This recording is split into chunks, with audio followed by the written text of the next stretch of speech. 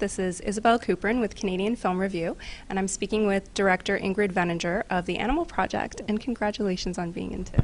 Thank you so much. That's all you can ask for as a filmmaker, that you're putting out there, you're putting a story out there, and you're putting characters out there, and you're putting ideas and thoughts out there, and questions that I'm wrestling with all the time, and that you identify. That's the ultimate. That you break down a sort of privacy barrier that creates a very real feeling. And why is that important to you? Well, I mean, I started out as an actor when I was 11 years old, and actors are professional liars, and I think a lot of actors are trying to escape something. Sometimes it's you get to escape and disappear inside of another character, and I think the duality of escaping and, in a way, hiding or disappearing in the work, and also trying to dig at something really true and authentic, the duality of that, of both hiding and wanting to face something, is, for me, the constant balance. And so the actors that, you know, are full of expression obliterate themselves. That's interesting. That's an interesting duality to me. And I mean, I love working with actors, and actors are so full of layers. And so, I don't know, it's just the film itself is kind of a triangle a little bit, because it's about how to fuse our life. Because I want to do this for a long time. So I don't want to make films at the expense of my family. So I'm trying to hold together a family as a woman, as a mother, as a partner, and my friendships and my community. But I'm also a dreamer, and I have crazy dreams and imaginations with something to channel all of that into, which is filmmaking. And that triangle has to be in perfect balance, otherwise things fall apart. So that's the struggle, and it's an ongoing one. And with every film, I'm trying to master the balance a little bit more. Well, it seems like it's working very well, because your kids are wonderful actors, and I'm sure you're incredibly proud of them.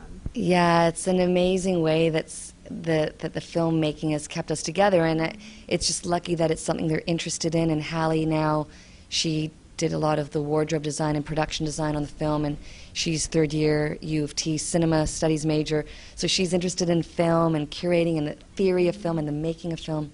And Jacob's got his music, but he's also got his acting, so we're in this kind of world together, thank God, because if they wanted to be mathematicians or scientists, it would be cool, but I don't know if our worlds would intersect in quite the same way. So it makes me so proud of them, and they have more of an appreciation for what I do, because they're a part of it. So, I mean, we just understand each other at a time where I think, you know, parents and their kids can really be struggling and fall out, as is the case in the film with Leo and Sam, right?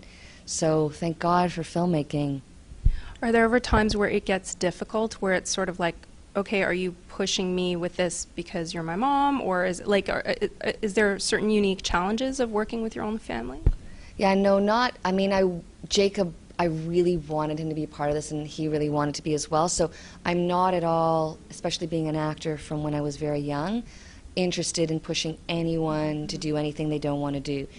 The only time I would say I get a bit pushy is on the marketing side, when everyone's really tired and the film's done, and I really enforce a kind of grassroots punk ethic of, we have to invest as much energy and passion and imagination in the promotion and marketing as we did in the making. And that's where people are like, come on, you know, that's enough. So Jacob's out on the streets with his friends in the animal suits, handing out postcards.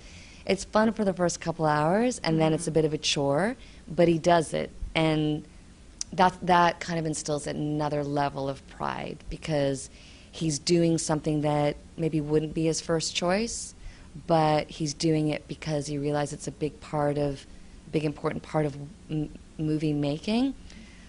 That makes me, I mean, all my actors are doing that, and it makes me so proud of them. Do you find that in the Canadian film industry, especially doing indie film, that you have to focus so much on marketing, because if you don't do it, no one else is going to do it for you? Yeah, and we're lucky because I have Mongrel distributing this film, so it's going to get a theatrical release, and it will get on television and on iTunes and Netflix and all of that, but it doesn't at all mean we sit back as filmmakers. Again, I think we have to work together, and Mongrel's an amazing partner. It's my 4th film with them, so I love working with them, and you can't do enough. I mean, before the festival, I'm on social media maybe 5 hours a day. That might not be everyone's thing, so you get people to help you with it. But it's fun, and I actually enjoy knowing that I can work really hard to make sure people are aware of the work. I can't force them to come, I can't force them to like it, but it's within my control to make sure everybody knows it exists. So I just kind of grasp one of the things I can control.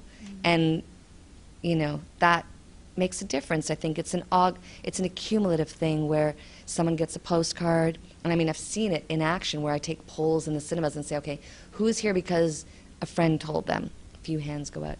Who's here because they read about it on Facebook or Twitter or whatever? More hands. Who's here because of a great review? Absolutely a lot of hands. Who's here because they saw the other films they were curious about? It all plays a part. So you got to do it all. Well, from a fan perspective, I mean, you know, from the very beginning, before people even knew much about the Animal Project, there was lightning rounds, there was, Yes. you know, fun videos. You continuously put cool little snippets of the film. You know, if you were a fan, you know, or a fan of your prior work, like, how would you feel about seeing all this stuff? Yeah, well, I don't really have a big strategy at the outset, but I'm always thinking of interesting content that could be used on the promotional side. So I'm fanatical about having a stills photographer. So generally on all my films, the DP ends up being the stills photographer, and we shoot stills of everything.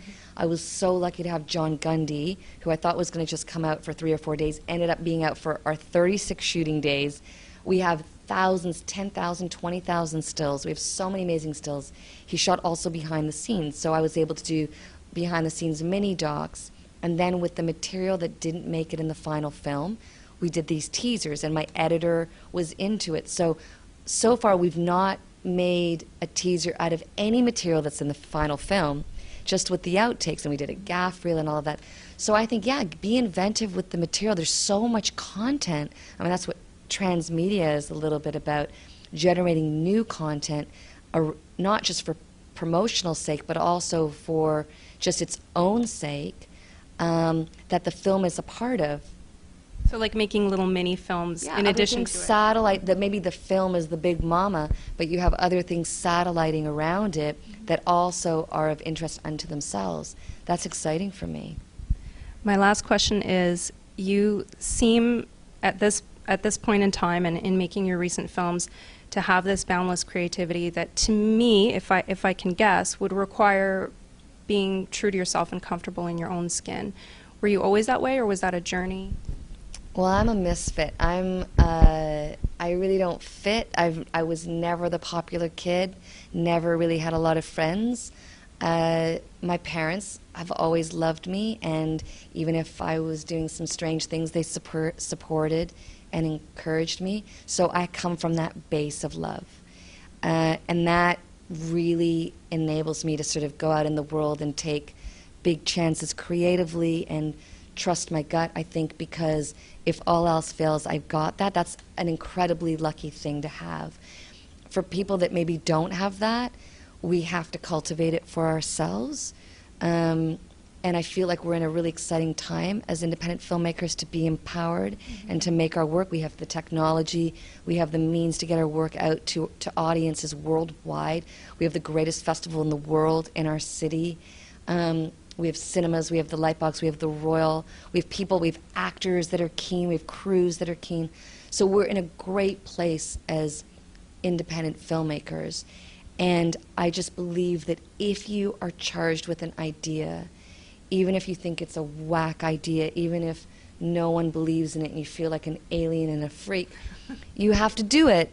And you have to just dive in and do it. And then through doing it, things will happen for you that you can't imagine.